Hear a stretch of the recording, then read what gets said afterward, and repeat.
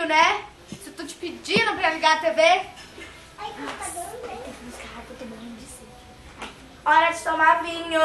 Busque meu vinho e o meu copo preferido. Eu tô querendo ser um computador, mas eu vou. Filha, você sabe como é. Eu sei. Seu padrasto vai brigar. Ai, ai, essa Cinderela vai aprender a não se dar com a gente. Aqui. Obrigado. Obrigado. Aí, tocou lá. Lindão. Por que você pegou 3 copos, empregada? Eu vou beber também, né, Bia?